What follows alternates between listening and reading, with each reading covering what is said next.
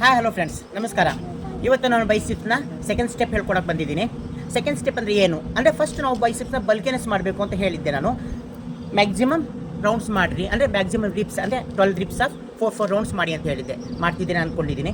ಇವತ್ತು ನಾನು ಎರಡನೇ ಸ್ಟೆಪ್ಸ್ ಹೇಳ್ಕೊಡಕ್ಕೆ ಬಂದಿದ್ದೀನಿ. ಅದರ ಹೆಸರು 325. ಇದೇನಪ್ಪ 325 ಅಂದರೆ 325 ಹೊಡಿಬೇಕಾ? ಇಲ್ಲ 3 ಸ್ಟೆಪ್ಸಲ್ಲಿ 25 ರಿಪ್ಸ್ನ ಮಾಡೋವಂಥದ್ದು. ಅದು ಹೇಗೆ ಅಂತ ಹೇಳ್ಕೊಡ್ತಿದ್ದೀನಿ. ಎಸ್, ಇದೊಂದು ಮರದ ಪೀಸ್. ಇದು ನಿಮ್ಮ ಮನೆಯಲ್ಲಿ ಸಿಗುತ್ತೆ, ಅವೈಲೇಬಲ್ ಇದೆ.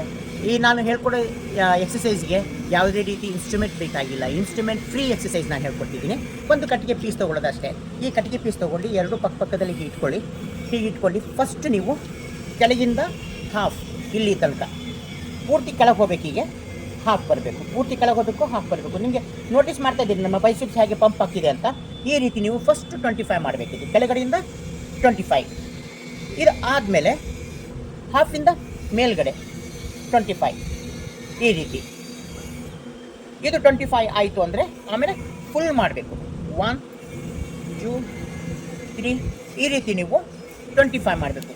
ಈ ನೀವು 25 ಕಂಪ್ಲೀಟ್ ಮಾಡಿದ್ರೊಳಗೆ ನಿಮಗೆ ಕೈ ಎಷ್ಟು ಸೋತೆಗಿರುತ್ತೆ ಅಂದರೆ ನೀವು ಇದನ್ನು ಲಿಫ್ಟ್ ಮಾಡೋದೇ ಕಷ್ಟ ಆಗೋಗ್ಬಿಟ್ಟಿರುತ್ತೆ. ಅಷ್ಟು ಹೆವಿ ಫೀಲ್ ಆಗುತ್ತೆ. ನಿಮ್ಮ ಬೈಸಿಪ್ಸು ಅಷ್ಟೇ ಭಾಳ ಬೇಗ ಪಂಪ್ ಆಗ್ತದೆ.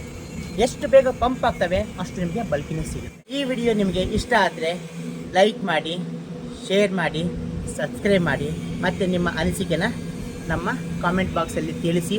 ನನ್ನ ಏನೇ ಚೇಂಜಸ್ ಮಾಡ್ಕೋಬೇಕಂದ್ರೂ ಅಥವಾ ನಿಮಗೆ ಬೇರೆ ಯಾವುದಾದ್ರು ಇನ್ಫಾರ್ಮೇಷನ್ ಬೇಕಂದ್ರೂ ನಾನು ನಿಮಗೆ ಆದಷ್ಟು ಬೇಗ ತಿಳಿಸ್ಕೊಡ್ತಿದ್ದೀನಿ.